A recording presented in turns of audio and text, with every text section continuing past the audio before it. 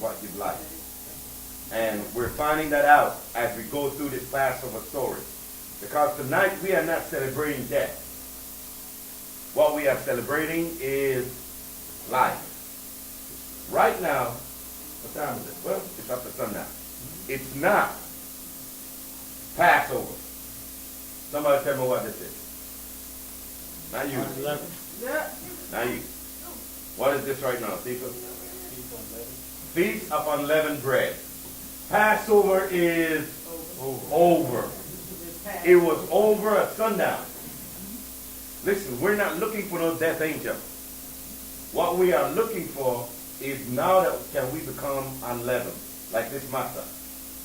How can we be unleavened for these days that he commanded? But guess what? At the end of 7 days, what do? Pick back up the leaven and become sinning all over again. No, we want to crucify that thing. We also want to follow the example that Yeshua had shown us so that we could also become unleavened. Just like he became unleavened. Remember, he came to be an example for us. So when Moshe came and told the children of Yasharan that Ahiah said that he would deliver them that night, how do you think they felt? 400 years of slavery, and it was over. It's interesting. I was talking to a friend of mine. I came over there today, and he was making the analogy, and it makes a lot of sense. 400 years of slavery they were in, right? And when this was written, this King James Bible, somebody tell me what year the King James Bible was printed. 1611. 400 years from then is what, Dr. Scott? 2011. Right where we at right now. 400 years of slavery is over for our highest people. He's waking them up. And he's telling us to do what? Come out of her, my people. And when you come out, don't bring nothing with you but what is unleavened. When you come out, do not bring anything with you that you had in Egypt. When you come out, don't bring out any of their gods.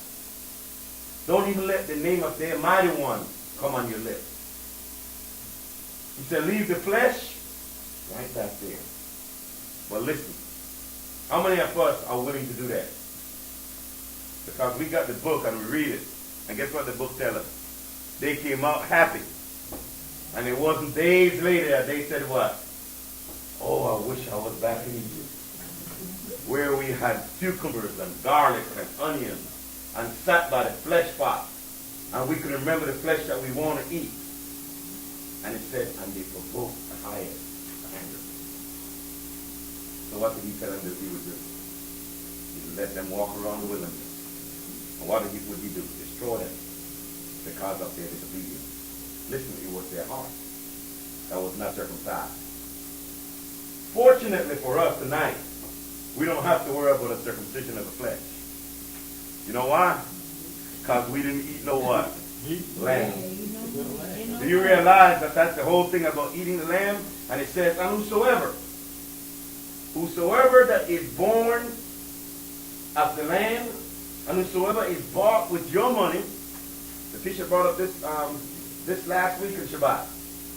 Can you imagine Ahiah bringing them out of Mitzrayim, telling them, I have freed you from bondage, and go and get you some slaves?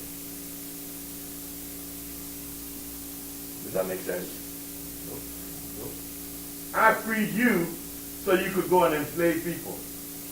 And only those that is bought with your money, that is circumcised, can eat the Passover. Does that make sense? No, what he said was what? Circumcise your heart, because he said, I redo the reins of man's heart. So guess what? We didn't have no lamb. We didn't eat no animal. I was watching a video today and on YouTube. I went on there to see all the stuff that they're preparing for Passover. They have another, 9 days, 10 days to go. But they were showing the selection of the lamb. And last year they were actually showing, and they said this video is very graphic. And they were showing how they calmed the lamb down and take the lamb and cut its throat, and all the blood came out.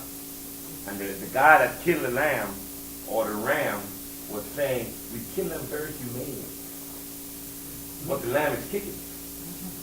Tell the lamb that. Do you think I care if you kill me humanely? I care that you're what? Killing me. Something that Ahiah never commanded the people to do. Never commanded them to eat that flesh, right? So therefore he didn't. And we know that we're not worried about that outward circumcision. That's for a different group of people. But we're worried about the circumcision that is made without hands. So when we were given this 1611, and now it's 400 years later, guess what? It's time for us to remember that the Messiah came for a purpose, to turn us back to what? Right standing. To turn us back to the way that Ahiah is going to lead us on. And the path, if you don't notice, is becoming so narrow. So narrow that we're going to be in single file soon. You're not going to be shoulder to shoulder with nobody. You're going to be in single file. You know what that means? What does single file mean, Ezekiel? It means that you're going to have to watch the person in front of you and trust the one behind you. Can we do that? Do you know how many people today are not celebrating Passover? Yes. Because they haven't woke up yet. And guess what? We were those people at one time. So we're not going to criticize. What we're going to do is pray that the Father open their eyes so that they could know exactly. I want to remind you something that the Father said. He said exactly on the 14th day of the first month. It is the highest Passover. Not the Jews' Passover. Not your Passover. The highest Passover. He said on the 15th day exactly. The people that do not do exactly what I tell them, I'm going to cut them off from the mouth. He didn't say, we're going to cut them off. He said, I'm going to. So we have to be very careful and thankful at the same time that we can know when its times are, when its seasons are, and be able to walk the way that he continues to command us to walk. We had such a great Passover with no flesh. Because we are what we eat. When we eat dead things, what we become. Ahiah is not the Elohim of the dead. He's the mighty one.